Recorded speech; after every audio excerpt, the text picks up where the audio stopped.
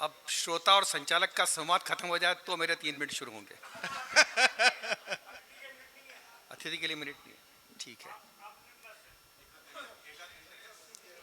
गिरवर सिंह भंवर सत्र में मैं आप सभी कलम के आराधकों को प्रणाम करता हूं। और आज मैं देख रहा हूं कि पुरानी पीढ़ी के साथ नई पीढ़ी ने जो कविता पाठ किया है, मैं सच कहूंगा कि भारत में, मालवा में और पूरे देश में ही कविता का भविष्य बहुत उज्जवल है। हम जब आपकी उम्र के थे तो सच कहता हूं इतना अच्छा कविता पाठ नहीं करते थे जो इस समय युवा पीढ़ी ने किया। और पंकज जोशी जी कहीं चले गए हैं, उनका सृजन तो अच्छा ही था, व्यक्तित्व अच्छा था, आज देखा कि उनकी कृति भी सौम्य है। वाह, अच्छा है। बस आपकी चैतन्यता अच्छी लगती है। देवास वालों, महाकाल की भूमि से आया हूँ, चामुंडा के नगर पर, और अतिथि मुझे बनाया, आपने मुझे सम्मान दिया। पर मेरा ये सम्मान मैं नहीं मानता कि जब जिनसे मैंने कविता के आदर्श सीखे ऐसे दादा देवकृष्ण व्यास श्रोताओं में बैठे हों और मैं मंच पर अतिथि का भार। हालांकि मैंने उनसे कवि सम्मेलन की सारी अच्छाइयाँ सीखी और मेरे वो मित्र भी यहाँ पर हैं, अजात शत्रु जी और रंजीत राणा जी, जिनसे मैंने अच्छाइयाँ भी सीखी।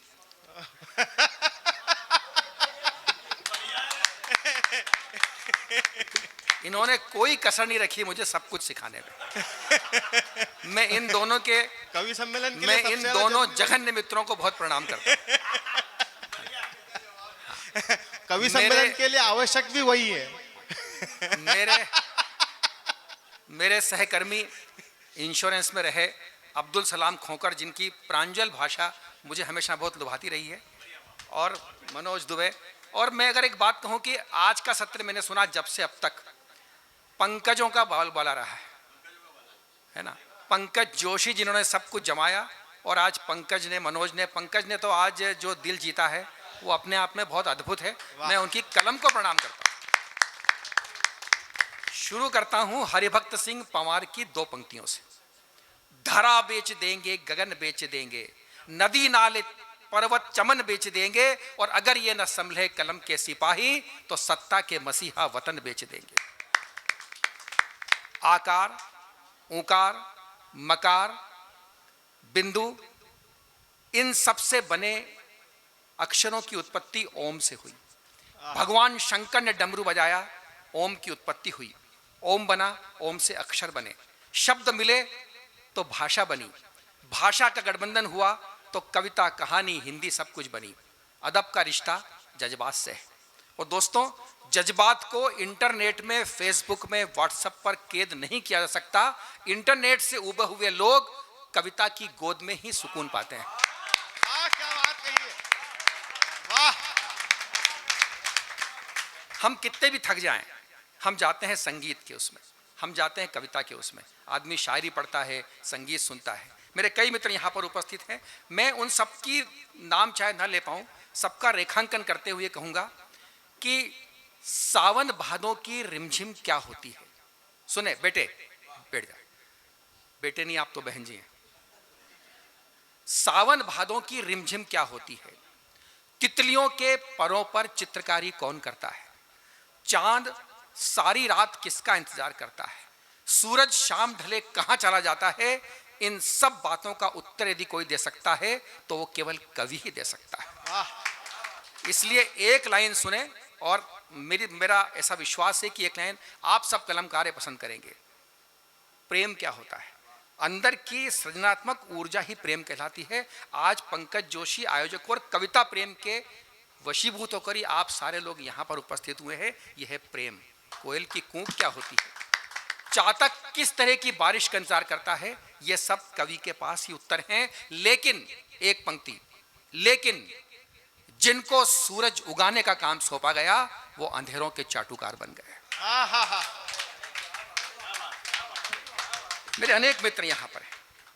दोस्तों, कविता क्या है? मानवीय मूल्यों का दस्तावेज कविता है।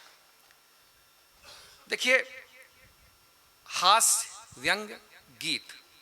हास्य यदि कविता का प्राणायाम है, व्यायाम है, तो व्यंग प्राणायाम है। और गीत क्या है? गीत क्या है?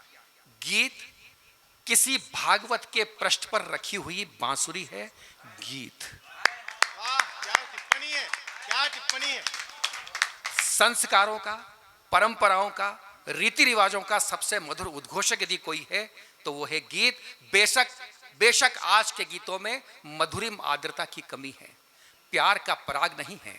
सस्ते संदर्भों के साइनाइड ने गीतों के सरोवर को विषाक्त कर दिया है। वस्तुतः गीतों की कोमलता की तुलना हम किसी भी चीज नहीं कर सकते, चाहे सुबह की शबनम की नाजुकता हो, ताजा ताजा निकला हुआ नवनीत हो, माधवी कुंज में भंवरों का गुनन गुनन हो। हम सारी कोमलताओं को मिला लें फिर भी गीतों की कोमलता की बराबरी कोई नहीं कर सकता, क्योंकि गीतों का ताना बाना दिल के धागों से बुना जाता है और गीत कानों से नहीं दिल से सुना जाता है। गीत क्या है? कविता की जितनी विधाएं उसमें गीत सर्वश्रेष्ठ है। मैं गीतकारों को प्रणाम करता हूं। जिस कवि सम्मेलन में गीत सुना जाता है वो कवि सम्मेलन वास्तव में सफल होता है। गीत क्या है अजातशत्रु जी? गीत क्या है? एक रोशनी का घट या डोरी पे थिरकता नट। घट। गीत क्या है? रोशनी का घट या डोरी पे थिरकता नट। सांस का संगीत है ये, धड़कनों की ताल है, एक परिचित गंध वाला रेशमी रुमाल है।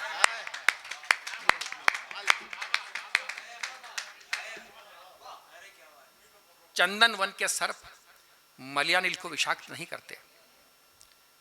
अगर बिजली गिरती है, पानी की बूंदें आती है, लेकिन जो बारिश की बूंदें हैं, जो जल राशि है, वो बिजली की चमक को ऊपर ही छोड़ती है, अकेली गिरती है धरती को शीतल करने के लिए। फूल अपनी खुशबू को प्रदान करके खुश होता है, बादल बरस के तृप्त होता है। कांटे की नीति यह है कि कांटा चुभने के लिए कहीं जाता नहीं है। हम जाते हैं कांटे के पास कि हमें चुभो, कांटा कहीं नहीं जाता। एक होता है बीज, बीज दोनों तरफ यात्रा करता है। बीज की यात्रा पाताल की तरफ भी है और आकाश की तरफ भी है, मूल की तरफ भी है और फूल की तरफ भी है। फूल पूछता है मूल से नीचे कुछ मिला, और मूल पूछता है फूल से ऊपर कुछ मिला। दोनों अपनी अपनी बात बताते हैं। इसी अनुसंधान को, इसी खोज को कहते हैं कविता।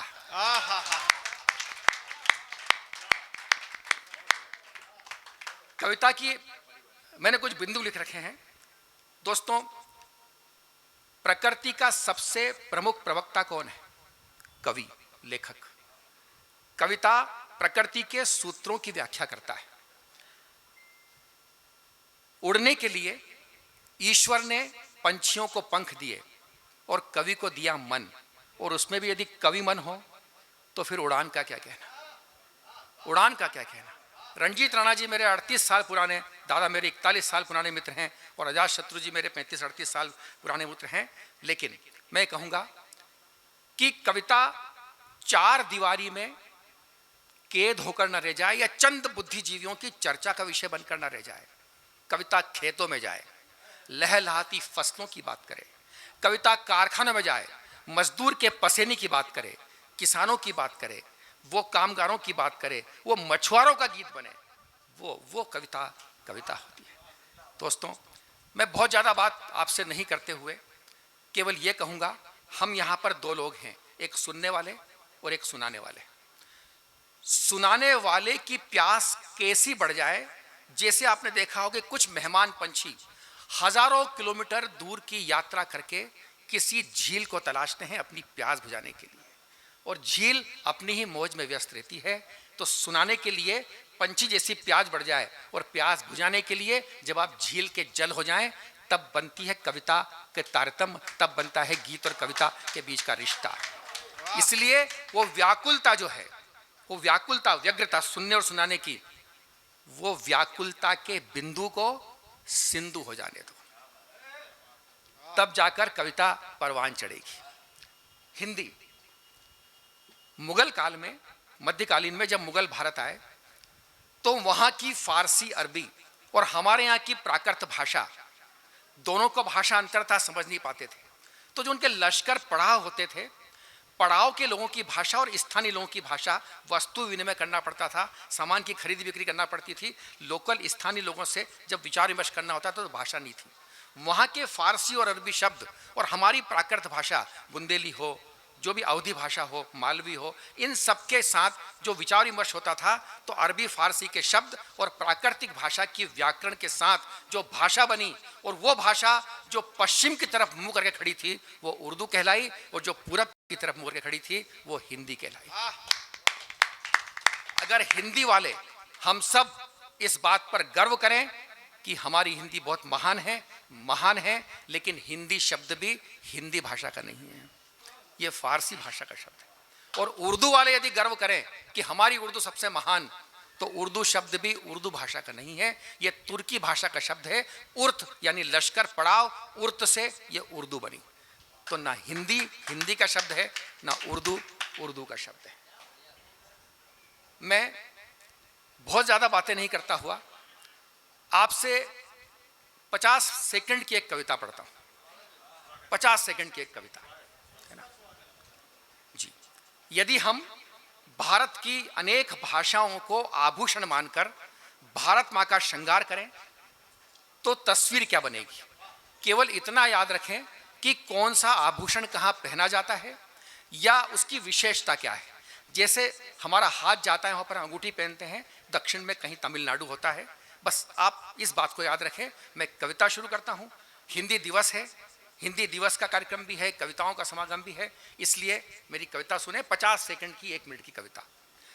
बड़े गर्व से शीश झुकाकर कहता निश्चल निर्मल मन, भारत मां को आज सजाएं भाषाओं के आभूषण। बाजूबंद उर्दू के बांधे, उत्तर प्रदेश, बाजूबंद उर्दू के बांधे, हाथों में गुजराती कंगन, उड़िया के कुंडल कानों में मलयाली पायल की छन छन। संभालना कविता को। तमिल मुद्रिका, मंच का भी ध्यान चाहता हूं। तमिल मुद्रिका, नथ पंजाबी, असमी बड़ी सयानी है, पैरों में है कन्नड़ बिछिया, चूनर राजस्थानी। पैरों में है कन्नड़ बिछिया, चूनर राजस्थानी है, बालों पर है चमक डोंगरी, माथे पे हरियाणवी लाली, कमर पे साजे करधनी तेलुगु, हार गले का बंगाली। तो सब भाषाएं, सभी बोलियां भारत मां की थाती है। बहुत मधुर है मणिपुरी भी, मीठी सिंधी मराठी है। और जिस बात के लिए कविता लिखी, हिंदी के सेवकों के लिए, कलम के आराधकों के लिए, सरस्वती पुत्रों के लिए, ये 4 पंक्तियां आप सबको समर्पित। प्रणाम करें आप अपनी भाषा को कि भाषाओं के आभूषण से, भाषाओं के आभूषण से यूं श्रृंगार तो पूरा है, पर हिंदी की बिंदी के बिन सब श्रृंगार अधूरा है। वाह वाह वाह वाह। तो मेरा ये चाहे अध्यक्षीय उद्बोधन कहें या मेरा कविता पाठ कहें, मैं सारे लोगों को बहुत बहुत बधाई देता हूं। अगर आप चाहें तो मैं 4-6 पंक्तियां और पढ़ के अपनी स्वागत है। बिल्कुल। काज हम देखें हमारे आसपास, चाहे कवि सम्मेलन की दुनिया हो, व्यापार हो, राजनीति हो, फिल्म हो, हमारे आसपास ऐसे चेहरे मिलेंगे। बहुत दिन से मैंने कविता पढ़ी नहीं है, जितनी याद है। पंकज सुने। काजल का व्यापार है जिसका, वो बगुले जैसा श्वेत धवल है। काजल का व्यापार है जिसका, वो बगुले जैसा श्वेत धवल है, अंतस में कालिक की परतें और हाथ में गंगा जल। क्या कहने। अंतस में कालिक की परतें और हाथ में गंगा जल है। तारों के इस घने झुंड में चमक ध्रुव की कितनी कम है, चुगली करता वही चांद की जिसे पसंद बहुत पूनम है। वाह। चुगली करता वही चांद की जिसे पसंद बहुत पूनम है। षड्यंत्रों का बड़ा खिलाड़ी, पवन स्लेट पर रेख खींच दे, सूरज के घर नौकर रहकर किरणों को बेभाव बेच दे। वाह। तो लाज शर्म से नहीं वास्ता, फिर भी कहता आंख सजल है, अंतस में कालिक की परतें और हाथ में गंगा जल है। क्या बात है। व्यंग थोड़ा सा और करीब पहुंचता है, आप संभालें। वो रिश्तों के गीत सुनाए, हम सबके साथ ऐसा होता है। मेरी 2 बहनें यहाँ पर बैठी हुई हैं, पुष्पा जी और उर्मी जी और शीला जी, 3। वो रिश्तों के गीत सुनाए, वो रिश्तों के गीत सुनाए, संबंधों की डोर काट कर। वो रिश्तों के गीत सुनाए, संबंधों की डोर काट कर, करे दोस्ती कभी दुश्मनी, अलगाओं का शहद चाट कर। कोयलिया के स्वर से चिढ़ता, बदमिजाज बेसुरा काग है, शीतलता के चंदन वन में जहर उगलता स्याह नाग वाह है। वाह तो नहीं मयस्सर खादी जिसको, सपने में उसके मलमल है, अंतस में काली की परतें और हाथ में गंगा जल है। क्या बात। आह, किस किस को इस देश में क्या क्या सम्मान मिल गया, और जिनको नहीं मिलना था उनको मिल गया, जिनको मिलना था उनके साथ क्या हुआ। किस मोल बिकी है आज नहीं, जिन पर झूठी गाथा लिखी वो शिलालेख इतराते हैं। आहा, क्या बात है। जिन पर झूठी गाथा लिखी वो शिलालेख, वे शिलालेख इतराते हैं। ताम्र पट्ट पर जिनके किस्से दुनिया से नजर चुराते हैं। महिमा मंडित वो होते हैं जिनके सर हैं कटे हुए, राज तिलक उनके माथे पर हैं, सभी भाल वो फटे हुए। आह, तो बनते हैं वो शांति प्रदाता जिनके मन में दावा नल है, अंतस में काली की परतें और हाथ में गंगा जल। वाह वाह वाह वाह वाह वाह वाह। इतिहासों के पृष्ठ मोड़ क्यों भूगोल कुलांचे भरता है, आज बगावत करके पत्ता जो बरगद से झरता है। रामायण खुद खुलकर बोले राम राज्य हर रोज रहे, हल्की नोक चला जनक जी फिर सीता को खोज रहे। तो केवट की निष्ठा ये कहती याद राम के चरण कमल हैं, अंतस में काली की परतें और हाथ में गंगा जल है। और आखिरी पद इस कविता का, हमने भगत सिंह की फांसी देखी नहीं, एक खलनायक की फांसी हमने देखी। वो हमारे लिए खलनायक था, किसी के लिए नायक होगा।